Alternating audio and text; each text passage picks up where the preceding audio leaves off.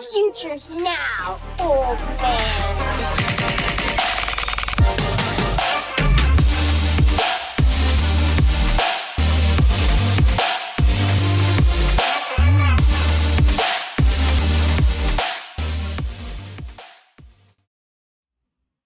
What it do, Rookie HQ? Jose and J-Mac here with you for the Rookie Market Value Show. Jose, what's going on tonight, dude? Not much, J-Mac. Fresh, we just recorded the main pod. We're here with you, a Rookie HQ gang. Thank you, as always, for hanging out with us. Hopefully, you enjoyed the NFL draft. Hopefully, at least NFL-wise, your team did well, did something you liked. We know for fantasy, it was a bit of a rough, a bit of a stinker. But we're gonna go through a mock draft with you guys, see, and kind of prepare you guys for the chaos that I think is going to be coming your way during your rookie drafts. Yeah, let's dive into kind of that NFL draft because, man, it felt like, pre-NFL draft. A lot of, the consensus out there was bleak and this is like winter is coming, right? And like, bro, winter's here. We're in it, bro. The landing spots for a lot of these top end talents went well for us on day one for most of things. And then day two and day three kind of unfolded in some weird, bizarre, and not fantasy friendly ways. So I mean, let's just dive into it, right? Like, where are we at post NFL draft with, the landscape or the meta, if you will, with rookie drafts? Yeah, I mean, I haven't done any. Most of mine are still coming up a week or two out. So, but I've seen people go, and then some of the things I've seen is it's kind of just pure chaos. I think once you get outside I was saying 106, 107 pre-draft. I think honestly, it's like 105 and maybe the 106 sneaks in as Ty Simpson. But once you get out of that, guys that you were thinking were going to be the middle of the draft to the end, like Sadiq, Kevin, Eli Stowers, Omar Cooper, Denzel Boston, like a lot of those guys took pretty significant hits. I think they've stayed near the top because they're the prospects that people know the most about. But I think a lot of people are way less excited to draft a Kevin Concepcion, knowing that there's also Denzel Boston right there next to him, right? Like both of those guys are there in Cleveland. It's like, okay, one guy to Cleveland, now second guy, now they're competing with each other directly, right? It's like just not good all over, even if you like the draft capital or when they went in the NFL draft. It just seems like a ton of good to maybe great NFL players that are not just going to do much for fantasy, sadly. So I think your rookie drafts are going to reflect that, where you're going to have, where is a Price going now? Where is Simpson going? Where is a guy like Antonio Williams, who maybe a lot of people didn't know before, but now all of a sudden he's a wide receiver that, you like, that went to Washington, a Chris Bell who went to Miami, Jonah Coleman who went, we were pretty excited about, now went to Denver. So I think it's just going to be complete mayhem. And I think for that, you should go into your rookie drafts with a list of players outside of the guys that for sure are going in like the top six, with just a list of guys that you are excited about, who you've done research on, or who you've heard people's opinions who you trust talk about.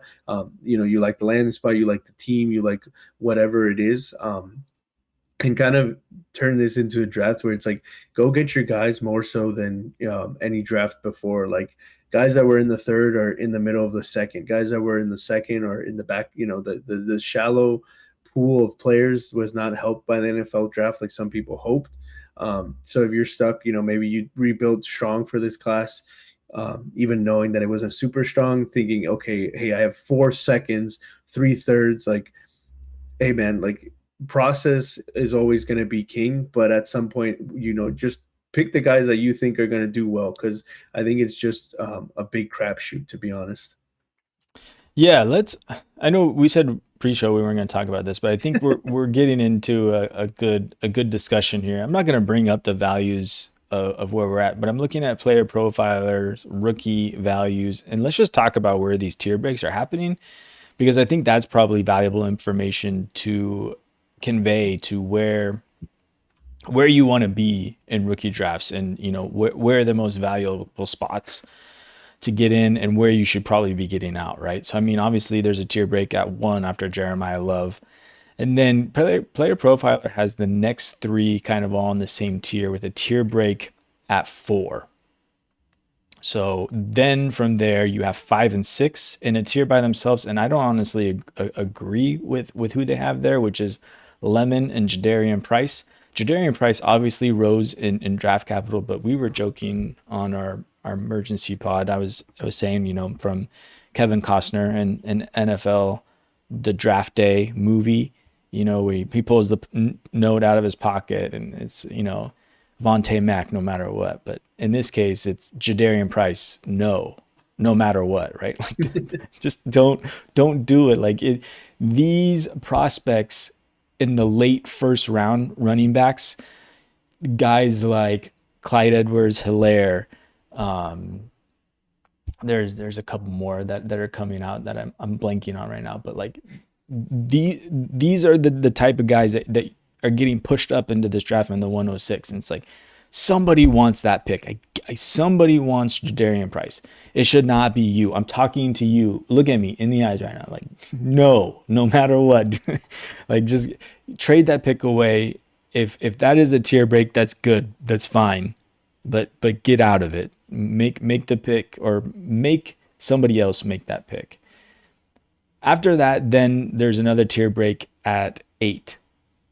So we have tier breaks at 1, 5, 6, 1, 5, 7, 9 are the tier breaks so far. And then after that, that's the Wild West. That's where Jose is saying, like, have the guys that you liked pre-draft. Start betting on talent.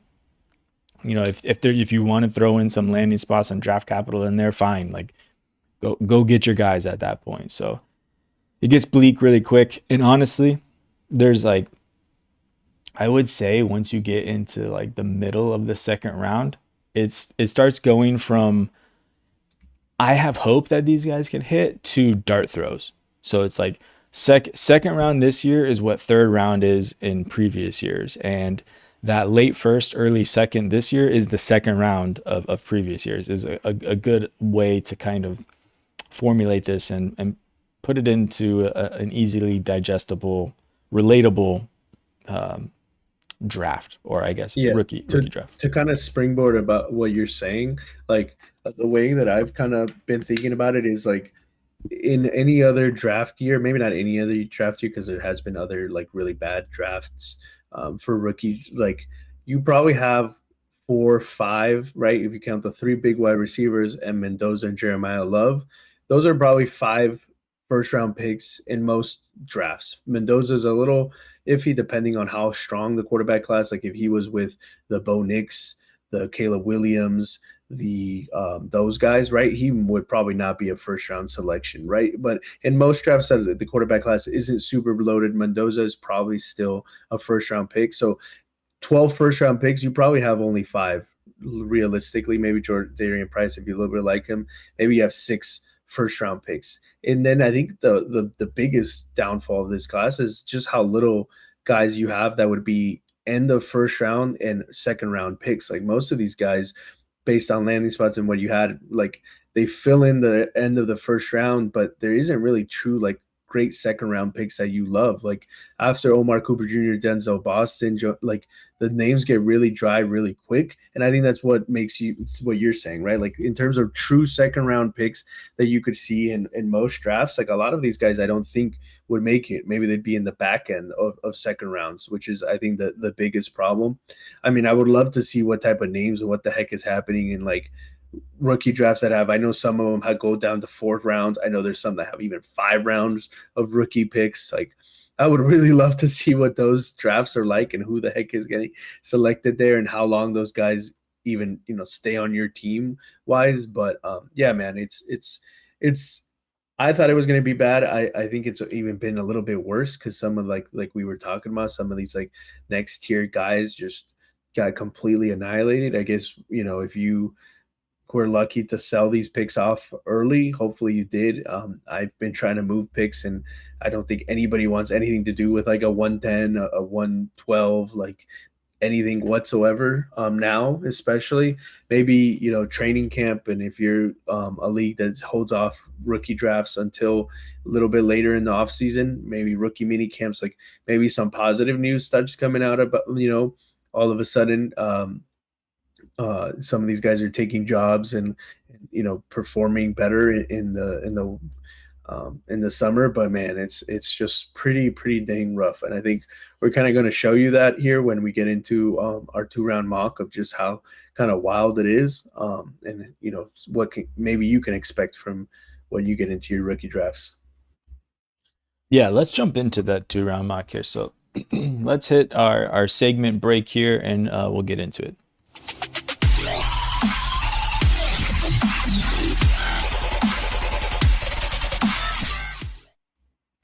All right, Jose. Here we go, man. You take the first pick here, man. Let me move this overlay and let me see if I can crop this up a little bit better here. But why don't you go ahead and take that first pick? Yeah, I mean it's going to be Jeremiah Love. Let's just for sake and purposes, we're doing a rookie super flex mock. Just in case I wasn't clear, I think a lot of dynasty leagues now have moved to super flex, so I think it also makes it a little bit more interesting in terms of for you guys what happens with Mendoza and what happens with Ty Simpson in a super flex. But I mean, no matter I don't know what you'd have to be like some crazy quarterback numbers for Mendoza to ever go above Jeremiah Love in terms of your scoring. But yeah, I think the 101 is very clearly Jeremiah Love in any and all formats. Yeah, it shouldn't be any other way, and hopefully you guys out there already know this, but there we go. We're set up now. All right, let's lock in Jeremiah Love for number 1. For me, even in the Superflex draft, it's pretty easy for me here just to go ahead and lock in Carnell Tate. He was my wide receiver 1 pre-draft. He is my wide receiver 1 post-draft. I love the landing spot to the Tennessee Titans. I shouldn't say huge, but I'm a believer in Cam Ward and the bounce back that he has there now that he has some actual weapons to throw the ball to. He's paired with Brian Dable, who, as his offensive coordinator, who wanted Cam Ward coming out of the draft last year. And now he's got Carnell Tate, who I loved in not only, the film, the analytics weren't super favorable for him, but I'm okay explaining away some of those analytics with, just the situation that he was in at Ohio State and playing with all the studs that he had there. So yeah, for me, locking him in 102. Yeah, I think it's definitely a complete toss-up between who you liked pre-draft. I don't think, as we talked about last week, that the landing spots hurt anybody in any sort of significant way. If you didn't catch our emergency podcast that we did, I know those don't always make it to all the same locations. We talked about Jordan Tyson and Tate kind of could be interchangeable here. I would take Jordan Tyson 102, so I'll go ahead and take him here 103. Something that I haven't heard a lot of people talk about, Olave is on his 5th-year option. I think he could potentially be gone next year, and we are only 1 year away removed from all the concussion, concerns. Obviously don't want to see anybody hurt, but you could be looking at an offseason next year where maybe they can't get a deal done. Maybe Olave's playing on the tag, and within a couple of years, Jordan Tyson is the number 1 if injuries do not derail his career like they have. That's the biggest concern. I think Tyson is definitely going to be the best fantasy player coming out of this draft. I mean, that's what I've thought, and that's what I'll continue to think. The New Orleans landing spot doesn't really scare me. I think Shuck is a decent quarterback, and I think him and Olave can work very well together. So for me, Jordan Tyson would be my 102, taking him here 103. I think this goes pretty chalk in most of your fantasy drafts. I think this next pick is where things could start to get interesting. I don't think for us, we've been talking about how we feel even in superflex formats about Mendoza, but in your particular rookie draft, I wouldn't think it's crazy to even see Mendoza at like 103 even. I think even, or 102, right? Like people can really get desperate for quarterbacks. So Man, it's wild out there. I've seen screenshots of rookie drafts going in already. I've seen Jadarian Price go as high as the 103 in some cases. So you're gonna see some quirky things out there. But for me, like these 2, 3, 4, 5 spots, you're gonna see him in all sorts of different orders. So like I don't necessarily want to move up. Like this, you can kind of solidify this as like a giant tier. Like someone was asking me the other day, like, hey, like I got an offer to move up from the 104 to the 102 where I would take Tate. I gotta put Shadur Sanders and the 208 to go get Tate. I'm like, honestly, that's a pretty fair price. Like for you just to go get your guy and pick your player. Like if you want to make that deal, go for it. But also, like, I feel like there's also a good reason just to stick and pick. Like, you might get Carnell Tate at the 104. Like, there's a reasonable chance that that could happen. So, like, for this, it kind of blends. And for me here, I am taking Fernando Mendoza at the 104.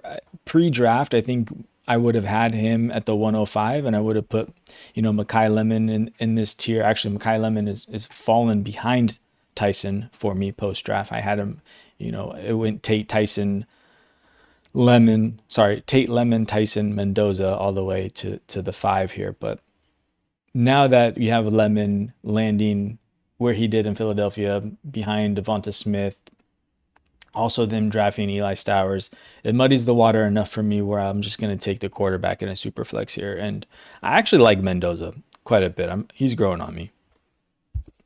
Yeah, he's a quirky guy that kind of seems to be growing on everybody. I definitely think I like what the Raiders have done, at least giving him the chance to be successful. I still think that he's destined to be a pocket passing quarterback, and we see that even with guys like Justin Herbert, Joe Burrow, Mahomes, Brady, like throughout their careers. Like you really need to be the top guys for to be relevant for fantasy. He could be a great quarterback, have a 15-year career, and just be like Matthew Stafford, where until like this very last year when he won the MVP, he was just not that relevant for fantasy football. I think we were talking about on the main pod, like there is a thing where you can be a good, even great NFL player and have no fantasy relevance just because of the niche of the sport or the game or however you want to talk about it. I would have taken my Kyle Lemon at 104, so I'll gladly take him here at 105. In my book, I think he was always going to be a Ram, so him playing behind a guy like Devontae Smith, who's not nearly as good as Puka, I think he lifts him up in terms of being the 1A 1B sort of situation. We don't know what that offense is going to be, so obviously it's not McVay's offense, which is a little bit sad in terms of where he could have gone. But otherwise, I'm pretty happy if I'm at the 105 and this is how it lands. I'm happy at the 105 if this is how it lands and I have to pick Mendoza there. I'm not super upset. I'm okay taking him there. But yeah, so I I like it. I mean, that's where he falls for me. I can't take him over Mendoza, but I get what you're saying. I never did think about that. Him, we were always playing on him going to the Rams. I don't know. I guess the Rams just seem like a better yeah, situation in general with McVay and 100%. that West Coast offense. But okay, this is where the tier break happens, right? And if you were going by player profile, the rankings, they would put Jadarian Price in here. At some point, one of us is going to have to pick him. It's not gonna be me right here. At this point, I'm gonna take Kevin Concepcion. I I don't mind the landing spot for Kevin. I think he's easily the best wide receiver day one when he steps into Cleveland. They beefed up their offensive line quite a bit through the draft. They added Denzel Boston also, which I understand is eating into the upside of Kevin here. But there isn't a lot of upside on the board, if we're being honest. And Kevin Concepcion is a great prospect. I really liked him pre-draft here, and the Brown stink isn't enough to kind of force me off of taking him in this spot here. And with that, I Yeah. turn it over to you, Jose. Yeah, I mean, I was definitely in on Kevin Concepcion here. I didn't hate the landing spot so badly. I think just the fact that they went and drafted Denzel Boston, it makes me feel like, well, two things. Either they really didn't like their wide receivers whatsoever, which could be somewhat understood, or they don't believe that Kevin is just like the end all be all answer. When you go like, I don't know if it was back to back or there was another pick in between for them when they took Denzel Boston, but either way, it seemed like they didn't think, okay, we drafted Kevin Concepcion, wide receiver it was a need, it's filled. Let's move on. That's part of the scary part, and then they're gonna have to eat into each other's work no matter what. So I feel like they kind of killed two birds with one stone. They might have a really good wide receiver core for whoever's playing um, quarterback there, and they may both have really good NFL careers. It just may be one of those situations where it doesn't really pan out for fantasy. I don't think either of them are so much better than the other that they're going to rise above and become the true alpha there. At least that's just how I think of the two players. Either way, here's just complete. Like I said, like if you were a Kenyon Sadiq guy before, then happily take him here at the 107. If you loved Omar Cooper Jr., they both went to the Jets, so they both have that. Take them. If you liked Price before, if you liked Denzel Boston, like this is kind of where the Wild West has already started. Pick the guy that you like. Like if none of these guys are really gonna hit, obviously somebody will. I'd rather go down with the ship of like, hey, I'll take my guy rather than who the rankings say, and I don't like that guy. So for me, that's Kenyon Sadiq. We were pretty high on him. We liked him quite a bit coming in. Sure, he has to share airspace now with Garrett Wilson, with an Omar Cooper Jr., but we really liked Kenyon Sadiq. So that's who I would take here. I'm gonna dodge another one. I'm gonna take Ty Simpson here. I'm gonna lean. I'm gonna lean on the super flex here. Ty Simpson got 13th overall capital. Yes, I saw the post press conference. I don't know what to say. Like they still picked him. I think he's going to hold value better than any other one of these guys here. Like the sentiment on Jadarian Price right now is very split. And if he comes out and he doesn't play well, you're not going to be able to sell him because the people who believed in him aren't going to want him. And the people who did not believe in him are not going to give you a single dollar of fab for him. So like, yes, there is a ceiling, at least in terms of value with Jadarian Price. But even then, like Zach Charbonnet, that's still his backfield, in my opinion. Jadarian Price is just a fill-in until he can get healthy. So give me a quarterback that was taken 13th overall that seems to be heir to the starting job for a McVay offense. I like that insulation more than I do a backup running back. Yeah, I mean, I think this is actually if you have one of these later picks, this actually could be, if the board falls this way, a great opportunity for you to sell high because, like J-Mac was saying, Kadarian Price is getting steamed up boards. If you're in a room with the guys that don't believe in him, somebody will. And if you're at the 109 and he's there, I can guarantee you, please don't auto pick somebody that you do like. Please don't pick Price, give it some time. Hopefully you're on a long clock. Let it marinate. People will start noticing, and somebody will probably try to trade you something that they normally wouldn't for this pick, at least when you're not on the clock. That's why sometimes waiting to be on the clock, because if price falls to the 109, I can guarantee you're going to get people messaging you and wanting to trade the pick, and I think that would be the best thing to do here. Obviously we're not trading picks, and it's going to be Price for me, just because although I don't love the player, I don't love any of these other players either. And Kadarian Price at least seems to have the clearest path to be a fantasy relevant player that I can sell in season, right? Like you don't have to love the player to draft him and then move on from him.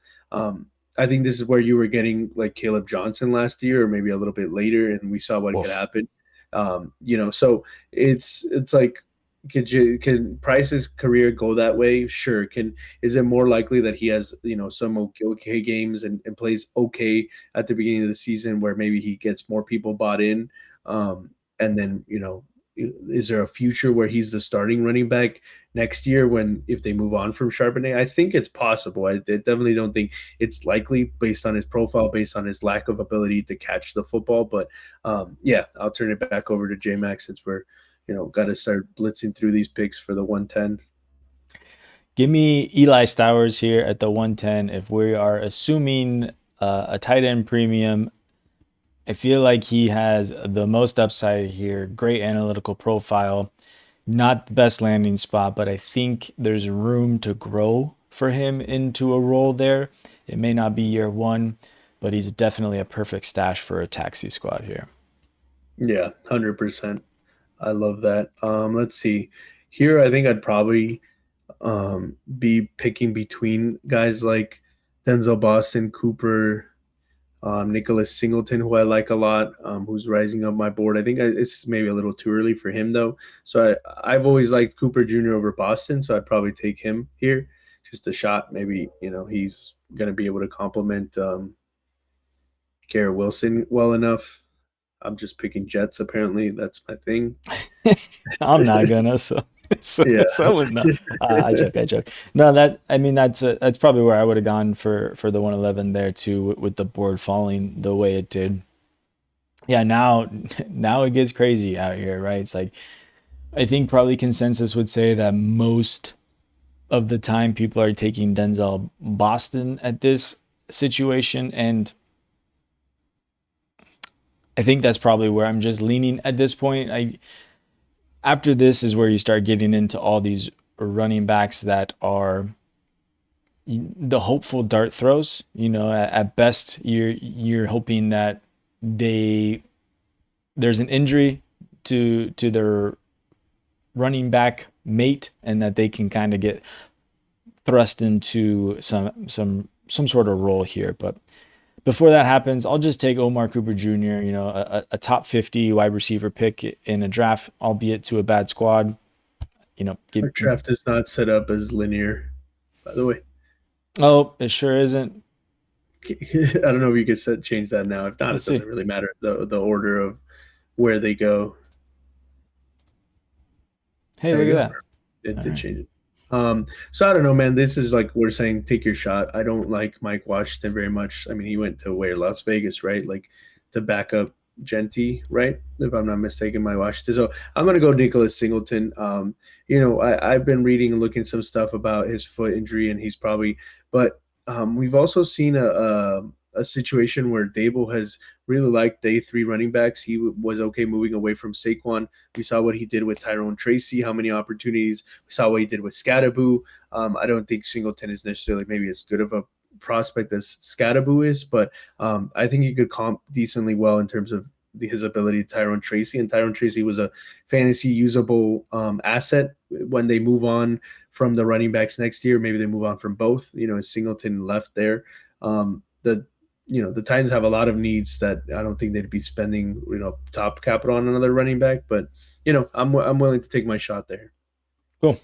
I like it. Yeah, for me here, it's between Chris Bell and Antonio Williams. And I like Antonio Williams more for the security of playing with Jaden Daniels and just the void of targets that's there. I mean, Chris Bell also has a void of targets in Miami, although he is playing with Malik Willis. So I'm going to take Antonio Williams, who I like as a wide receiver, albeit not the best fit for an NFL offense as a slot only kind of wide receiver. Although we did see him play some outside in his earlier years at Clemson. So I'm going to bet on the prospect there and hope that landing spot can buoy him into some relevancy.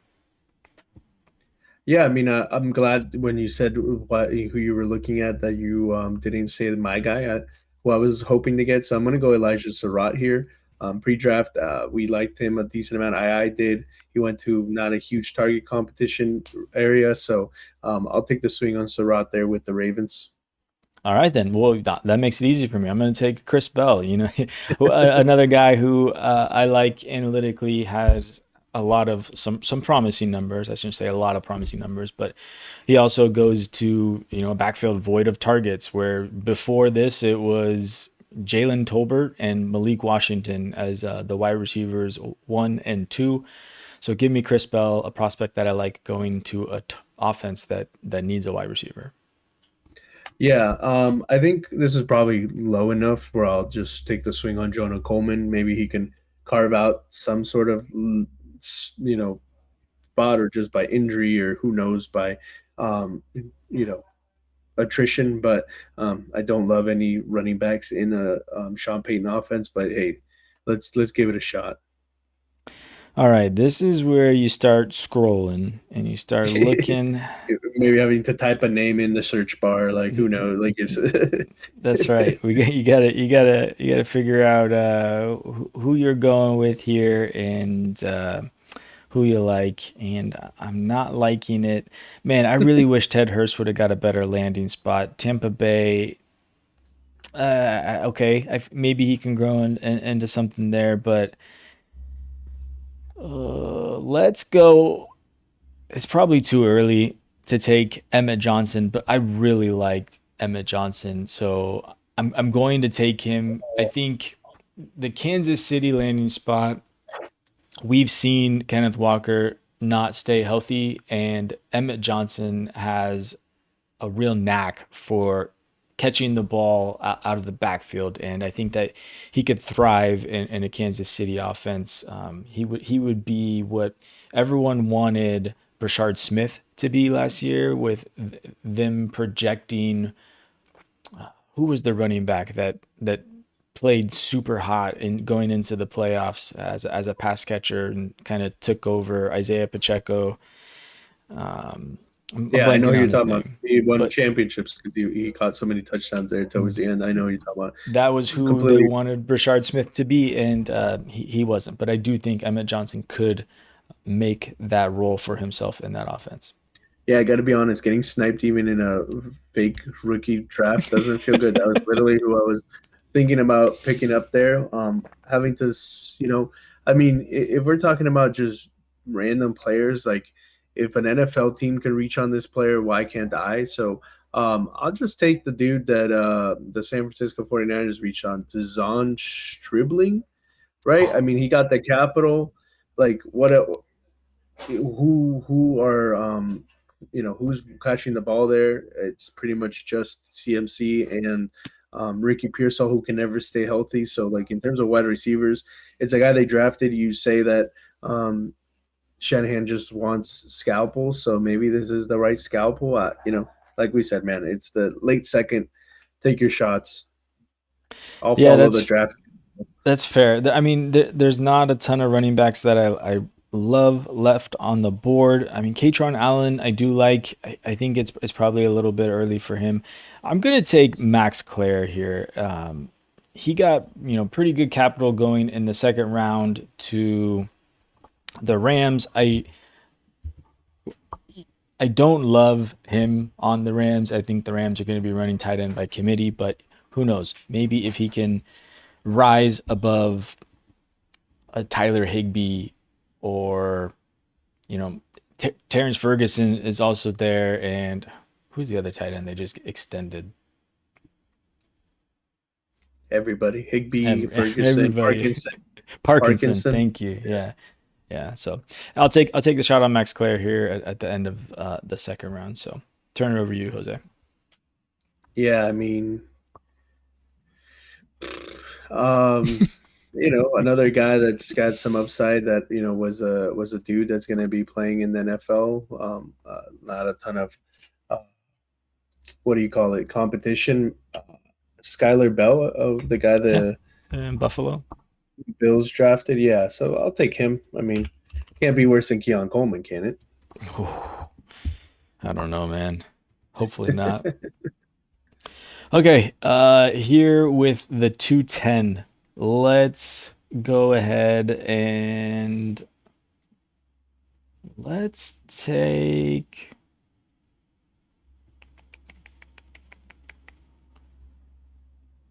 This might be a little early, but I'm gonna go Eli Rardon here. He landed in New England, and there isn't, other than Hunter Henry, who's kind of aging. They don't really have strong pass catchers over there. They obviously got Romeo Dobbs over there, and I guess it's all but finalized that AJ Brown is going to be a Pat. But I like Eli Raridon as a prospect. He did a lot of great stuff there for Notre Dame, and I think he could translate really well to the NFL. So give me Raridon here at the end. Do you think AJ Brown will read some books about infidelity on the sideline when he's pissed not getting the ball? Like, do you think that's what he'll be doing? I think for my last pick, man, if we're just throwing Hail Mary, see what sticks to the freaking board. What was the quarterback Beck? I think that the Cardinals had drafted. Yeah. Carson Beck.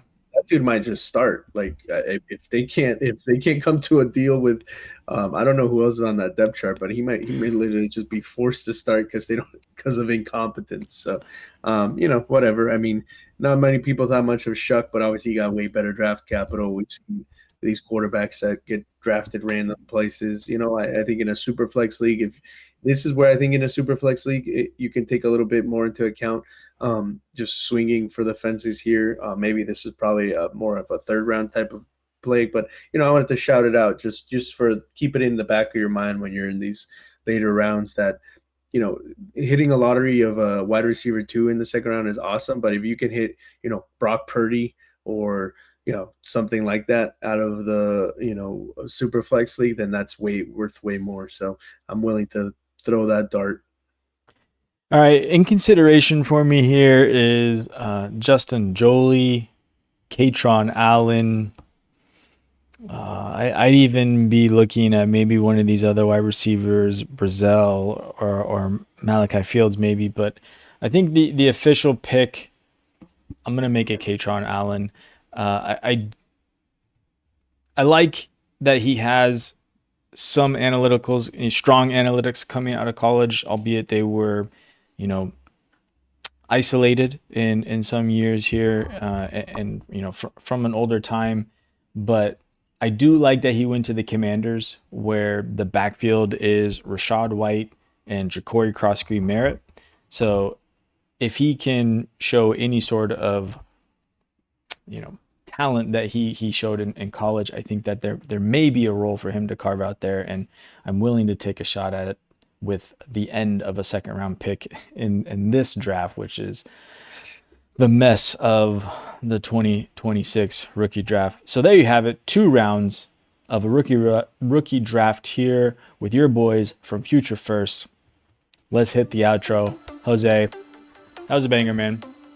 Stick with us, guys. Yeah, we got more rookie values coming. I think Player Profiler and your rookie mocks or rookie drafts are still shaking out what consensus is going to believe in these guys, with the next couple weeks going to be sifting through who deserves our draft capital at this late first, early second, and beyond.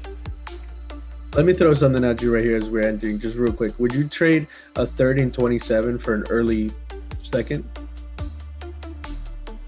I would have to know who I'm getting. I'm not doing that pre-draft, or it had to be on the clock. All right, guys, the Rookie HQ Gang, thank you for hanging out. You can find this on our own YouTube page, wherever you get your podcasts. Thank you for hosting us. We were Future First, and we're out. Peace.